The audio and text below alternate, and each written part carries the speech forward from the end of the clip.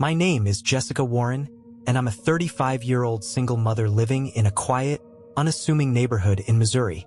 I work as a freelance writer, which allows me to stay home and care for my 7-year-old son, Ethan. Ethan has always been an introverted and thoughtful child, a bit different from the other kids. He's sweet, artistic, and a little quirky. I thought I knew everything about him, but looking back now, I see how wrong I was. If I had known what was hiding within those childish crayon drawings, I would have burned them all. But you don't suspect danger when it's scribbled in bright reds and yellows, do you? Especially when it comes from your own child. Ethan loved to draw. He would sit for hours at the dining table, crayons scattered around him, his tiny fingers smudged with color. At first, his drawings were what you'd expect: stick figures of our small family, houses with smoking chimneys and sunny skies. But as time went on, his artwork began to change. One rainy afternoon, I found him in the living room, unusually quiet. He had drawn something that stopped me in my tracks. The picture showed a boy, unmistakably Ethan, standing in the middle of a dark, twisted forest. Behind him loomed a tall, shadowy figure with eyes like burning coals. The detail was startling for a 7-year-old. "Who's this, Ethan?" I asked, forcing a smile. He looked up at me, his face pale and serious. "He's my friend. He comes at night." I laughed nervously. Kids and their imaginations, right? But the unease I felt stayed with me, lingering long after I had tucked Ethan into bed that night. The strange pictures continued. Forests, shadows, and that same towering figure with blazing eyes appeared in almost every drawing. Ethan began waking up in the middle of the night, screaming. When I rushed into his room, he would be sitting upright, his wide eyes fixed on something in the corner. "He's here," he would whisper, pointing to the empty space.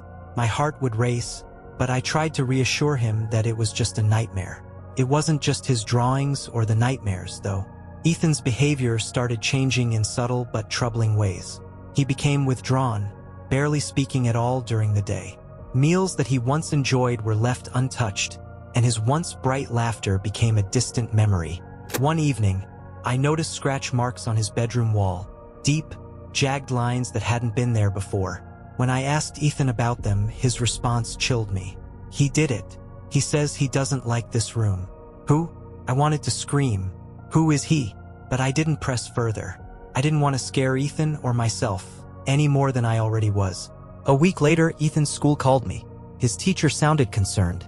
She said Ethan had been drawing disturbing images during art class, pictures of children screaming, their faces frozen in terror, with that same shadowy figure looming over them. "Mrs. Warren," she began hesitantly, "is there anything happening at home that might be upsetting Ethan?" I didn't know how to answer her. How could I explain something I didn't fully understand myself? I assured her I would talk to Ethan and hung up, my mind racing. That evening, I found Ethan in his room, coloring feverishly. When he saw me, he quickly hid the paper behind his back. "Let me see it, Ethan," I said firmly. Reluctantly, he handed it over. My hands trembled as I studied the drawing. It showed our house, but the windows were dark and a shadowy figure loomed over the roof, its burning eyes fixed on Ethan's room. "He says he's watching us," Ethan whispered. "He doesn't like you." I couldn't ignore it any longer. That night, I called my sister, Hannah, and asked if she could come stay with us for a few days. I thought having someone else in the house might help, or at least give me some much-needed support. Hannah arrived the next morning, full of energy and reassurance. She immediately started joking with Ethan, trying to bring him out of his shell. For the first time in weeks, I saw him smile. But the relief was short-lived. It happened 2 nights later.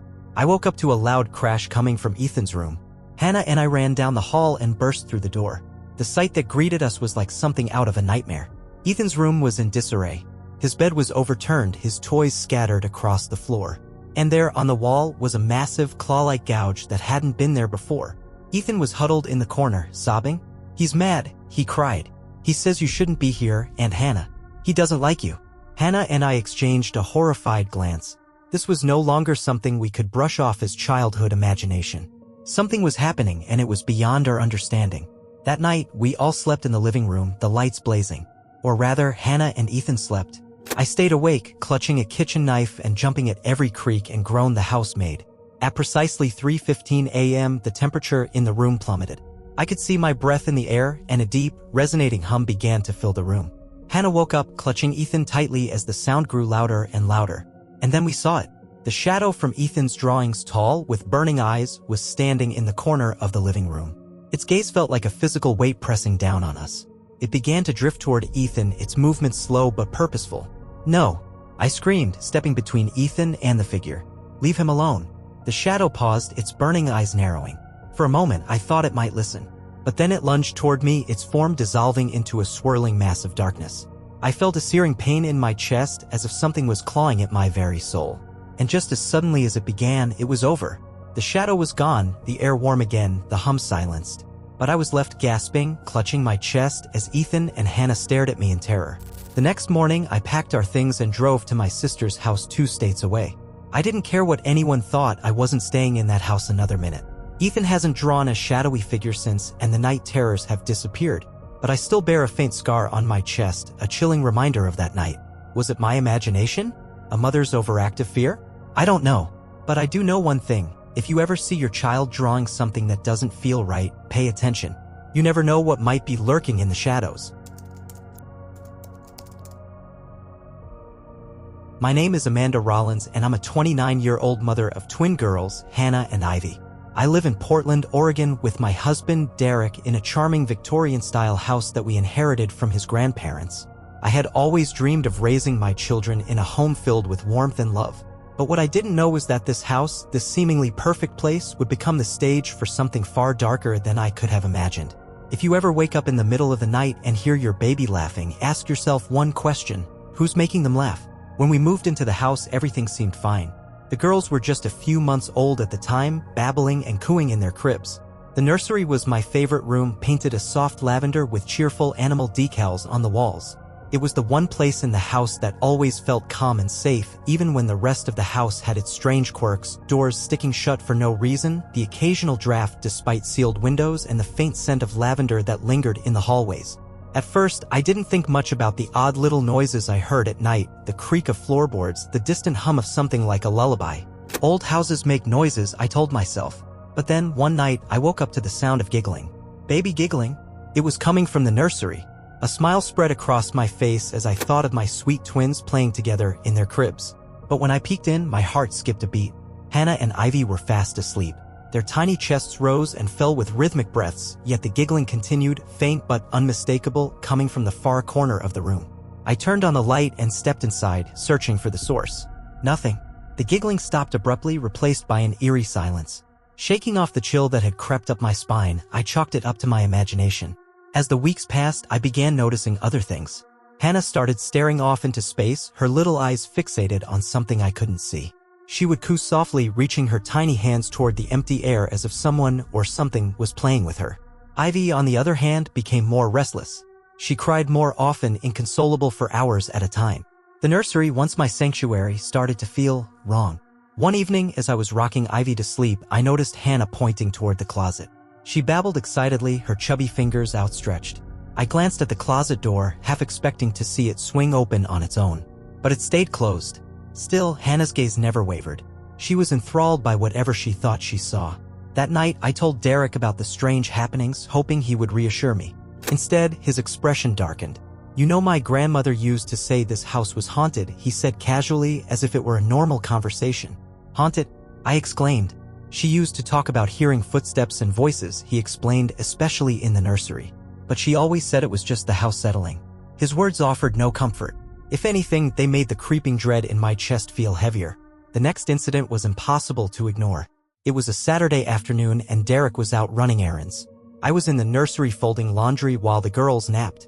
As I placed Ivy's tiny socks into the dresser drawer, I heard the faint sound of humming. It wasn't coming from me, and it wasn't coming from the baby monitor. It was coming from the crib. I froze, my hands clutching a pair of socks. Slowly, I turned to look. Ivy was still asleep, but Hannah was sitting upright, her head tilted as if listening to something. Her lips moved as though she was trying to mimic the tune. Then suddenly, the mobile above their cribs started spinning. It was an old-fashioned mobile made of wooden animals dangling on strings, and it hadn't moved on its own before. But now it twirled faster and faster as the humming grew louder. I rushed to grab Hannah, pulling her into my arms as the mobile abruptly stopped. My heart was pounding and I could feel the cold sweat on my skin. Something was very, very wrong. The turning point came about a month later. Derek and I were asleep when the sound of Ivy screaming jolted us awake. We both ran to the nursery, expecting to find her crying in her crib. What we found instead was far worse. Ivy's crib was empty. Panic surged through me as I frantically searched the room. Derek turned on the light, and that's when we saw her sitting in the middle of the floor, surrounded by a circle of stuffed animals that had been arranged in a perfect ring. Ivy's face was streaked with tears, but she was quiet now, staring blankly at the closet door. "What is going on?" Derek whispered, his voice trembling. I scooped up Ivy, my hands shaking as I held her close. Derek inspected the closet, opening the door cautiously. There was nothing inside but baby clothes and blankets. But as he closed the door, we both heard it, a faint, childlike whisper saying, "Play with me." After that night, things escalated rapidly. Hannah began speaking her first real words, but they were far from what we expected. One morning, while I was feeding her breakfast, she looked at me with her big, innocent eyes and said she wants to play. "Who?" I asked, my voice barely audible. "The girl," Hannah replied matter-of-factly. "She likes the closet." I felt my stomach drop. Derek and I decided we couldn't stay in the house any longer, but moving wasn't something we could do overnight. In the meantime, we tried to avoid the nursery as much as possible, keeping the girls with us in our room. But the house wasn't done with us. Late one night, I woke up to the sound of the closet door creaking open. Derek was asleep, and both girls were in their cribs next to our bed. The creaking was followed by soft, uneven footsteps, the unmistakable sound of a child. I sat up in bed, my breath caught in my throat. The footsteps grew louder, stopping just outside our bedroom door. And then, slowly, the door began to open. I screamed, waking Derek and the girls. He grabbed a baseball bat from under the bed, but there was no one there, just an empty hallway and the faint smell of lavender. We left the house the next morning, moving into a cramped apartment that was far from ideal but infinitely safer. The girls seemed happier, their laughter returning as if a weight had been lifted. But I still feel the chill of that house, its echoes haunting my memories. A few months later, we learned that Derek's grandparents had kept a secret. The house's original owners had lost a child, a little girl who had died in the nursery. They had always believed her spirit lingered there, searching for playmates. I try not to dwell on the past, but sometimes, late at night, I wonder, if we hadn't left, what would have happened? And when my daughters laugh in their sleep, I ask myself one question: who's making them laugh?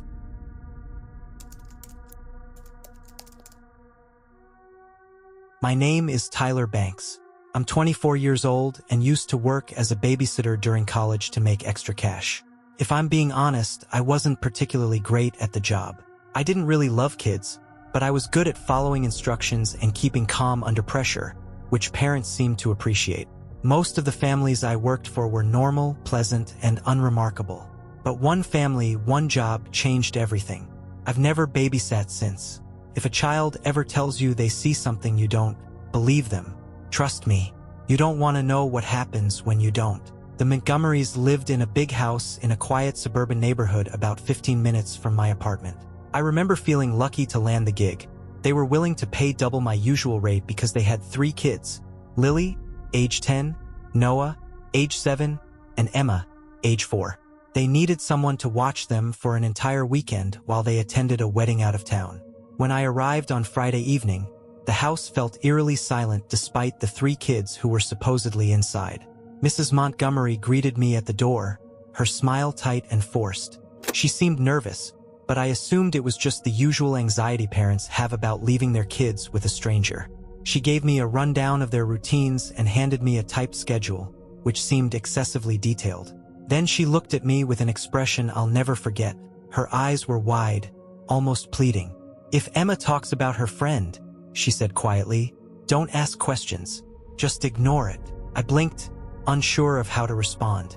Before I could ask for clarification, she hurried out the door with her husband, leaving me alone with the kids. The first night went smoothly. Lily was independent and spent most of her time reading in her room.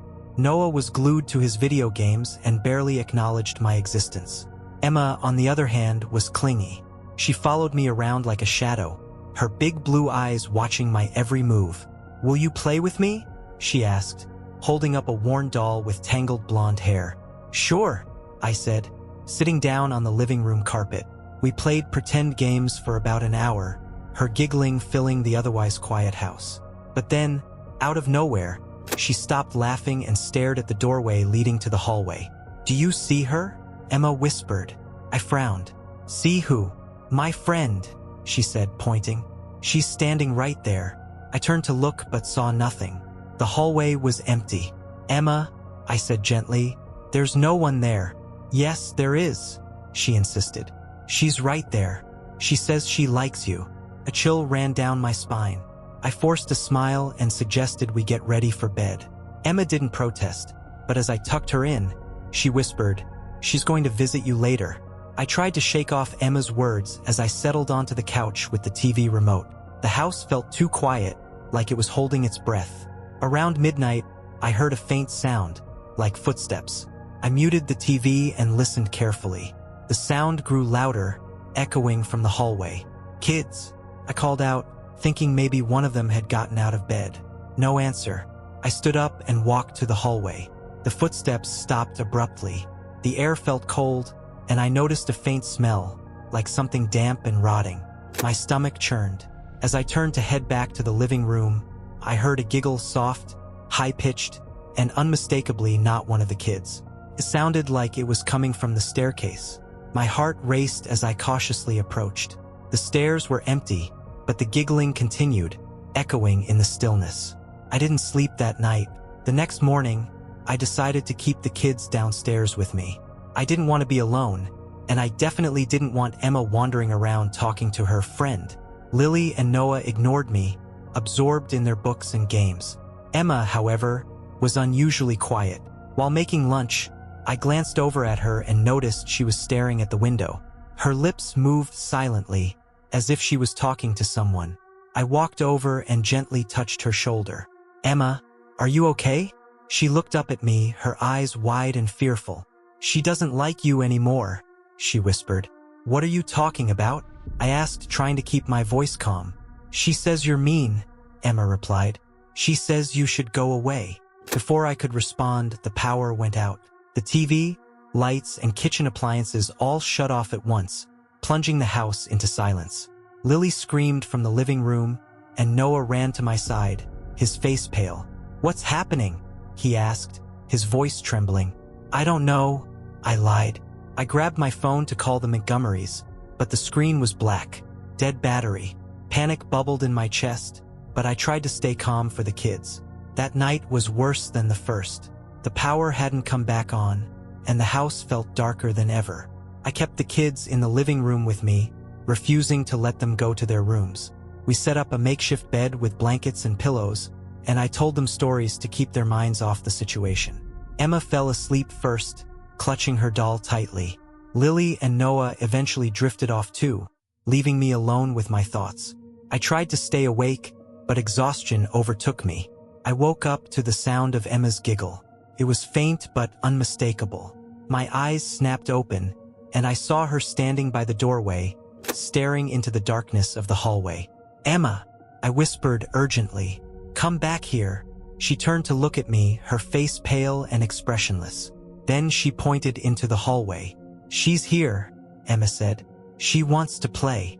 Before I could react, the darkness seemed to shift and I saw movement, something pale and thin, like a figure barely visible in the shadows. It began to drift toward Emma, its movement slow and deliberate. I jumped up, grabbing Emma and pulling her back to the makeshift bed. The figure stopped, tilted its head as if considering me, and then dissolved into the shadows. The rest of the night was a blur of fear and adrenaline. I didn't sleep, didn't blink, afraid that whatever I had seen would return. The kids stayed close to me, sensing my fear even though I tried to hide it. At dawn, the Montgomerys returned. Mrs. Montgomery took one look at my face and knew something was wrong. "Emma's friend," I said shakily. "She's not imaginary." Mrs. Montgomery's face paled and she exchanged a glance with her husband.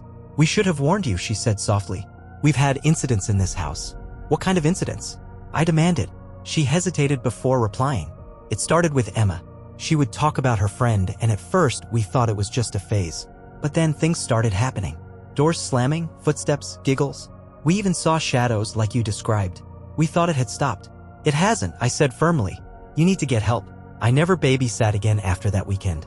The Montgomerys moved out of the house a few months later, but I don't know what happened to them or whether their incidents followed them. All I know is that Emma's warning, her friend's warning, still haunts me. Sometimes I hear giggling in my dreams and I wake up in a cold sweat. I can't shake the feeling that whatever was in that house didn't stay behind.